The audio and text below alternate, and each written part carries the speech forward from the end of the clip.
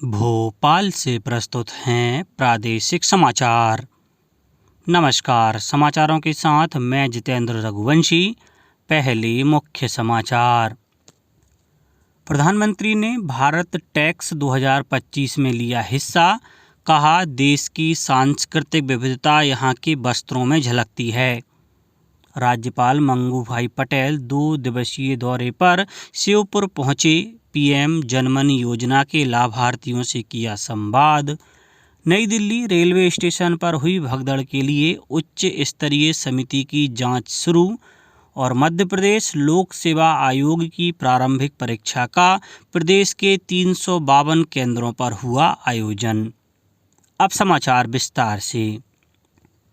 प्रधानमंत्री नरेंद्र मोदी ने नई दिल्ली के भारत मंडपम में भारत टैक्स 2025 का शुभारंभ किया। श्री मोदी ने इस अवसर पर कहा कि फार्म, फाइबर, फैब्रिक, फैशन और फॉरेन का विजन एक मिशन बन गया है और यह भारत के विकास के विभिन्न क्षेत्रों का विस्तार कर रहा है। प्रधानमंत्री ने प्रदर्शनी स्थल का दौरा भी किया और प्रदर्शकों से बातचीत की। भारत टैक्स 2025 एक प्रमुख वैश्विक कार्यक्रम है। इसका आयोजन 14 से 17 फरवरी तक आयोजित किया जा रहा है। प्रधानमंत्री ने कहा कि भारत छठा सबसे बड़ा कपड़ा और परिधान निर्यातक देश है। उन्होंने कहा कि कपड़ा क्षेत्र में भारत का निर्यात वर्तमान में 3 लाख करोड़ रुपए है और इसे 2030 तक 9 लाख करोड़ रुपए तक पहुंचाने का लक्ष्य है। प्रधानमंत्री नरेंद्र मोदी ने कहा कि भारत की सांस्कृतिक विविधता देश के विभिन्न भागों में बनने वाले वस्त्रों में झलकती है। राष्ट्रपति द्रौपदी मुर्मू ने नई दिल्ली में आदि महोत्सव 2025 का उद्घाटन किया। इस अवसर पर राष्ट्रपति मुर्मू ने कहा कि देश में जनजातीय लोगों की परंपराएं और जीवन शैली देश की संस्कृति को समृद्ध करती है। उन्होंने कहा कि इस वर्ष के बजट में आदिवासी कल्याण के लिए आवंटन राशि में 3 गुना वृद्धि की गई है। आदिवासी समाज का उत्थान होगा तभी देश विकसित होगा। आदि महोत्सव का उद्देश्य भारत के आदिवासी समुदायों की जीवंत संस्कृति, विरासत और आर्थिक क्षमता का उत्सव मनाना है और उसे प्रदर्शित करना है। इस महोत्सव में 600 से अधिक आदिवासी कारीगर, शिल्पकार और 500 कलाकार भाग ले रहे हैं। महोत्सव में विभिन्न राज्यों और केंद्र शासित प्रदेशों के 25 आदिवासी खाद्य स्टॉल लगाए गए हैं जो वहां की खाद्य परंपराओं को प्रदर्शित कर रहे हैं। राज्यपाल मंगू भाई पटेल ने श्योपुर के आदिवासी विकास खंड कराहल के ग्राम पनवाड़ा में पीएम जनमन योजना के लाभार्थियों से संवाद करते हुए कहा कि देश के प्रधानमंत्री नरेंद्र मोदी द्वारा अनुसूचित जनजाति के उत्थान तथा उनकी बुनियादी सुविधाओं में और अधिक बढ़ोतरी के लिए 24,000 करोड़ रुपए की पीएम जनमन योजना शुरू की है। राज्यपाल ने सहरिया महिला लघु वनोपज प्रोड्यूसर कंपनी वन विभाग अंतर्गत पीएम वनधन केंद्र कराहल द्वारा जड़ी बूटियों के संग्रहण कार्य पर आधारित प्रदर्शनी का अवलोकन भी किया। राज्यपाल ने पीएम आवास योजना अंतर्गत 5 हितग्राहियों को आवास की चाबी भेंट कर गृह प्रवेश कराया। राज्यपाल श्री पटेल ग्वालियर जिले के ग्राम छीमक में मुख्यमंत्री दुधारू पशु प्रदाय योजना के तहत हितग्राहियों को पशु आहार वितरित करेंगे और ग्राम चैत में पीएम जनमन आवासों का अवलोकन करेंगे। मुख्यमंत्री डॉक्टर मोहन यादव ने कहा है कि प्रदेश की अर्थव्यवस्था को मजबूत करने और जीआईएस में जुट रहे निवेशकों को आकर्षित करने राज्य सरकार ने मध्य प्रदेश लॉजिस्टिक पॉलिसी 2025 जारी की है। पॉलिसी के नवाचारों से लॉजिस्टिक्स लागत में कमी लाकर आपूर्ति दक्षता को बेहतर बनाएगी।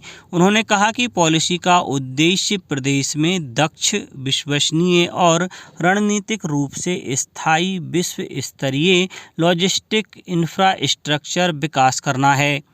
जिससे वर्ष 2030 तक लॉजिस्टिक लागत को वैश्विक मानकों के अनुरूप कम किया जा सके। इससे प्रदेश घरेलू और अंतर्राष्ट्रीय व्यवसायों के लिए आकर्षक स्थल बन सकेगा। नई दिल्ली रेलवे स्टेशन पर हुई भगदड़ की जांच उच्च स्तरीय समिति ने शुरू कर दी है। उत्तर रेलवे के मुख्य जनसंपर्क अधिकारी हिमांशु शेखर उपाध्याय ने बताया कि इस भगदड़ में 18 लोगों की मौत हुई है और 13 लोग घायल हैं। घायलों को नई दिल्ली के लोक नारायण जयप्रकाश अस्पताल में भर्ती कराया गया है। अस्पताल के हेल्पलाइन नंबर 9873617028 और 01123501207 हैं। मुख्य जनसंपर्क अधिकारी ने कहा है कि हादसे के शिकार पीड़ितों के लिए रेल मंत्रालय ने मुआवजे की घोषणा की है, जिसके अनुसार मृतकों के परिजनों को 10-10 लाख, गंभीर रूप से घायल लोगों को 2.5 लाख और मामूली रूप से घायल यात्रियों को 1 लाख रुपए का मुआवजा दिया गया है। रेलवे द्वारा मृतकों के परिजनों को 10 लाख रुपए, गंभीर रूप से घायल लोगों को 2.5 लाख रुपए और मामूली रूप से घायल लोगों को 1 लाख रुपए के मुआवजे का ऐलान किया है और मुआवजा वितरित भी किया जा रहा है। और जो मृतक दूर क्षेत्रों के रहने वाले हैं उनको डेड बॉडी भेजने के लिए रेलवे का एक स्टाफ भी उनको अकम्पनी कर रहा है। मुख्यमंत्री डॉक्टर मोहन यादव ने कहा है कि भगवान श्री राम की परंपरा से जुड़ने वाले लोधा समाज ने अपने संस्कारों, परिश्रम और पराक्रम से प्रदेश के विकास में महत्वपूर्ण योगदान दिया है। मुख्यमंत्री डॉक्टर यादव ने कहा कि प्रधानमंत्री श्री मोदी की पहल पर ही देश में पिछड़ा वर्ग आयोग को संवैधानिक दर्जा प्राप्त हुआ है। मुख्यमंत्री डॉक्टर यादव ने सामाजिक भवन के लिए 25 लाख रुपए देने की घोषणा की तथा कहा कि राज्य सरकार सामाजिक गतिविधियों के लिए हर संभव सहयोग देने के लिए तत्पर है। मुख्यमंत्री डॉक्टर यादव रविवार को लोधा समाज के सामाजिक भवन के भूमि पूजन कार्यक्रम को संबोधित कर रहे थे। लोक निर्माण विभाग मंत्री राकेश सिंह ने हाटपिपल्या विधानसभा क्षेत्र के लगभग 14 करोड़ 50 लाख रुपए के निर्माण कार्यों का भूमि पूजन एवं लोकार्पण ग्राम पंचायत कैलौद में आयोजित कार्यक्रम में किया।